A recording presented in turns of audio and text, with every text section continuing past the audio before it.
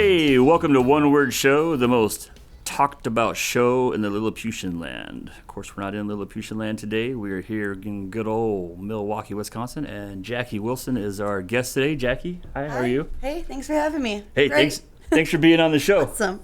I'm super excited.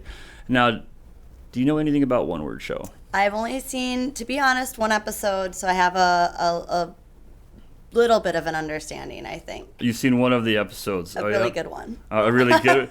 It was the Scott episode? Yeah, all about wearing pants. Oh yeah, if you guys haven't seen the episode with Scott and his pants, no spoilers. We're just like Endgame. We're not going to spoil it for you, but it's pretty epic.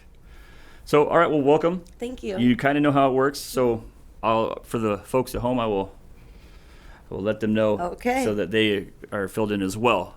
Here's what we do, guys. I have 2 words. I haven't seen them. Jackie hasn't seen them. They're gonna pop up here on my phone. We're gonna let her know what they are. She's gonna choose which word she wants to talk with me about, and we will go from there. Sounds good. Sounds good. You ready? I'm ready. Are you guys ready? Awesome. Okay, let's see what our words are today. If I can. It's a smartphone, just not a smart operator of the phone. Let's see. All right. You ready for these words? Yeah, what do we got? Okay. Our words are aspiring. Ooh. Or disturbed. Oh, gosh. That's No pressure on those 2 words. Wow. I guess I'll go with aspiring. Okay. Yeah. So aspiring seems more positive. It seems more positive. Okay. Yeah. So before we really get into that, then let's talk about why you didn't pick disturbed. You know, I don't know because it sounded scary, but I think that's why. So So what is it about the word that scares you?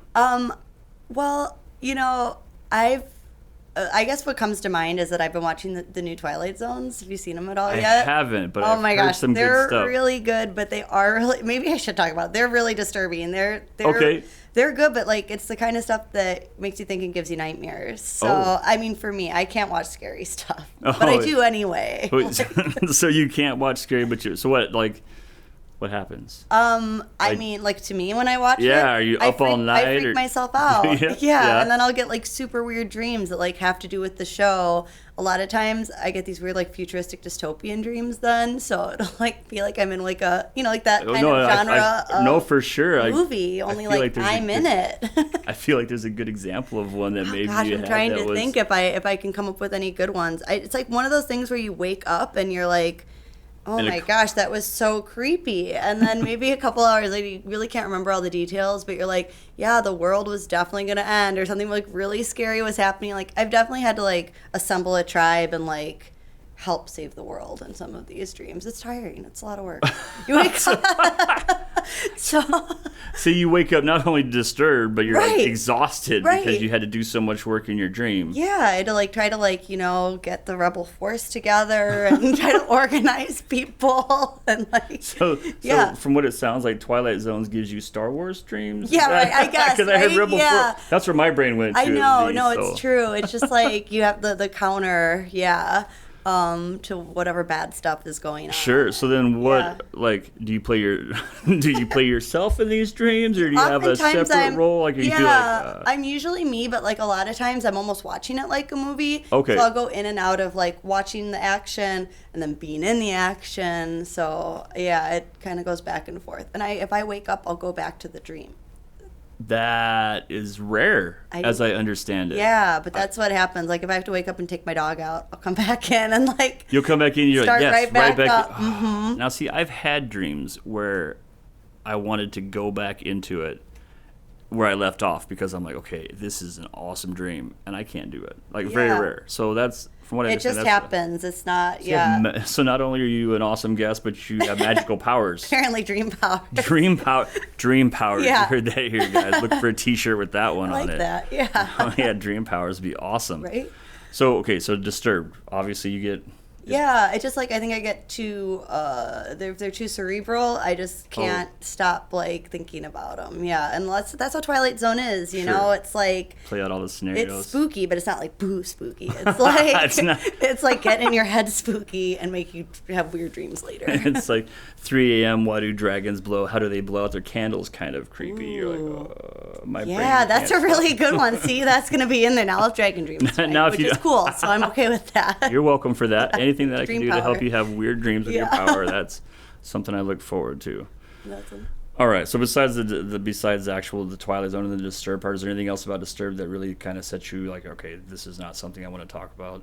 I think it's just negative. It's just like, too negative for you. All right, well, that's okay. No, you're a very positive person. Right, I don't know. That. Yeah, I try not to dwell on that. Sure. So then let's jump over to aspiring then. Yeah. Obviously, besides being positive, what is it about aspiring that you like? It's like an inspirational word, you know? Okay, inspirational. That works. Like, I feel like everybody's kind of, or maybe not hopefully, maybe people are just, I like when people are just content too. Yeah. But a lot of people are aspiring to things, and so it's just like a nice thing, you know, aspiring to be healthier, aspiring to, I guess healthier is a big one, maybe do something like a goal, so. Sure, aspiring to reach a goal. Yeah. Or, you know, on a smaller level, aspiring to be the next Tom Hanks or that'd be cool. I mean, not for me, but for somebody that would be cool. I don't know if I don't really have the chops. You don't have the chops for Tom Hanks. Okay.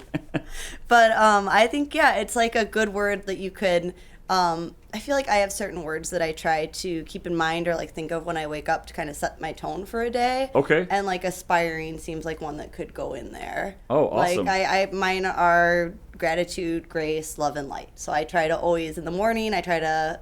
When I get past my disturbed dreams, go into a happier place. Once the cold sweats go away, you're like, okay, now I need to start my gratitude, day right. grace, love. It's like a serenity now, you know. So, so I do that's kind of my almost like a mantra for me, and so I feel like aspiring is a good one too because it's like a practice, which is how I look at life as like a practice. You're always practicing. So aspiring, kind of the same word to be better, to like. You know, react in a situation in a more positive way, those kinds of things. Okay. So, yeah. Yeah. What's something that you've aspired for lately? Ooh, let's see. I guess just that's a good one. We only ask the best questions. Oh gosh, here. you know what? This one's I've been aspiring to take more steps every day. That's been a big one because like my Fitbit. Like steps. Yeah. Okay, so not like steps towards. I mean, steps towards something sometimes, like baby brunch. steps towards the door. Right. Yeah. Like okay, I'm gonna like walk somewhere rather than take my car or like take my dog on an extra walk because it's just so easy, especially in winter. Right. To just not. Take steps just to no, you want to get somewhere warm quickly. Yeah, exactly, and just like cuddle in. So I'm trying to increase my steps. I've taken it way down from 10,000 to an embarrassingly low amount, and like if I do that for a week, then I can increase it by 500, and then. Okay, so you're trying to get back to the original 10,000 goal. I know. Yeah. I have a smaller Fitbit, so I take smaller steps than you do. That's why I have the smaller one here. It doesn't count as much, I guess. Right. Maybe. I know. I'm probably in the. I'm afraid to say this number. I know. Me too. Like I don't even want to say it. Yeah. Is it higher than 3,500? It is. Okay. It is. It's then higher. Your steps are doing better than mine. Okay.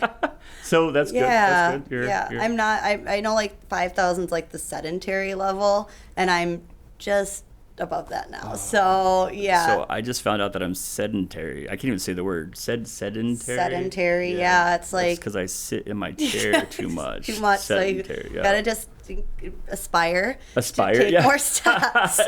Take the stairs instead of taking the elevator. Yeah, exactly. So those kinds of things. So just trying to make those goals and I think that once you start doing that, I feel like anytime you can set like a motivational thing in motion, it helps. It's almost like a cascade that you can do more. If you set a small goal, then you make that goal and you can go, sweet, I made the goal, and you feel good. Or you can go, oh, I made one goal, shoot, I can make another one. Sure. Like, yeah. So you're saying that if I'm understanding you correctly, with the thought process here, in order to aspire to our best ability, set smaller goals so that we can reach them.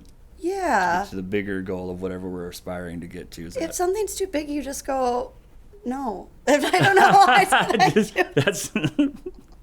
Sorry, that's so like it just becomes daunting, you know, and it Yes. takes on a life bigger than its own. So if you can set a small goal and then be like really kind to yourself when you do it, instead of like, oh, that was a dumb goal anyway, it was a small goal. Sure. So like, no, it was really cool that I did that, and then you kind of build up this positivity. So then can aspire to bigger things, but it's like you said, like the baby steps, like the what about Right. Bob, you know, it's the baby steps. I like that you caught that reference. That was awesome. That's a good one. So yeah, that's kind of my aspirational goal. So if you can even set one small thing you do a day, even if like when people are going through like depression and things, one small goal can be, all right, I aspire to get up and take a shower today. Oh no, and that's then true. You did that, and you can, if you just go back to bed, then you can be proud of yourself that you did one positive thing that got you in the right direction. Hey, I smell good while I I'm smell sleeping better here. than I did love before. it. Right. Yeah. I don't wake up going, did something die while I was Right, asleep? what No. happened? Oh, Yeah. no. Awesome. Well, aspire. So obviously a lot of people aspire.